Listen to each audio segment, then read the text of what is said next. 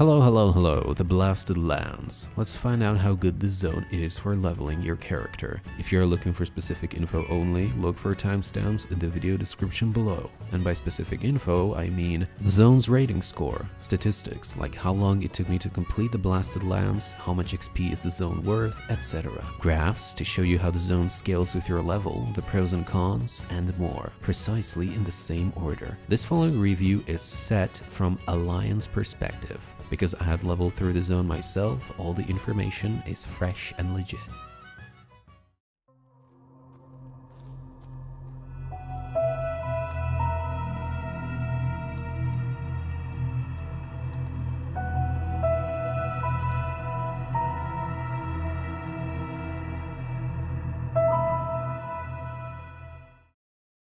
My score and rating of the Blasted Lands is at 0.8 out of 5. I was playing a Fury Warrior and managed to finish the Blasted Lands in 1 hour, 24 minutes, and 18 seconds. Throughout that time, I earned 5.7 levels in total. Remember, the amount of XP you get depends on your character's level because the zone scales to it. I had War Mode on, 100% mount speed, and all heirlooms equipped. I was earning 6.74% XP per minute. This translates to earning 1 level every 15 minutes approximately. The leveling value of every zone decreases the higher level you are. This is because of the scaling system. Let me show you some graphs where I will show you how the scaling system affects this zone. Check the timestamps in the video description below if you want to skip this part. The green graph shows the minimum XP net worth of the Blasted Lands. The brown graph shows the minimum XP per minute acquirable. The x-axis on both graphs represents your character's current level.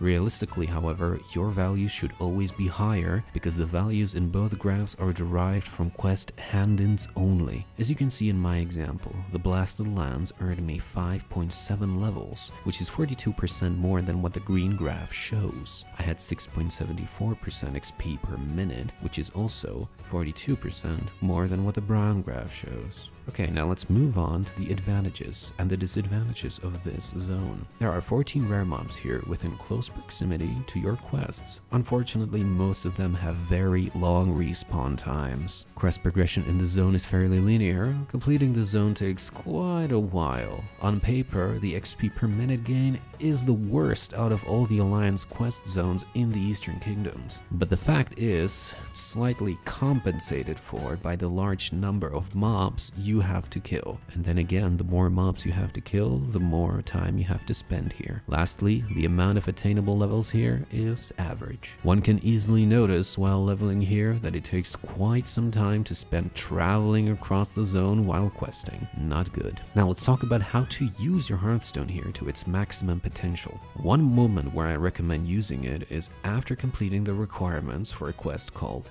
Not Just Anybody, which happens here inside this ogre cave. Make sure the Hearthstone is set to Netherguard Keep for this part beforehand. Second recommended Hearthstone moment is after completing the requirements for a quest called Demoniac Vessel, and I hope I pronounced that right, here in the Taden Forest. Make sure your Hearthstone is set to Servage for this part, and I hope I pronounced that right as well. You might notice that some mobs, especially rare mobs, drop these Draenethyst fragments or spheres, depending on how lucky you are looting each. These items start quests which do not award experience. They give you items instead, green or blue, whatever. Thanks for watching. Share, like, dislike, subscribe, unsubscribe, have fun leveling, or at least try to have fun leveling, and until another time.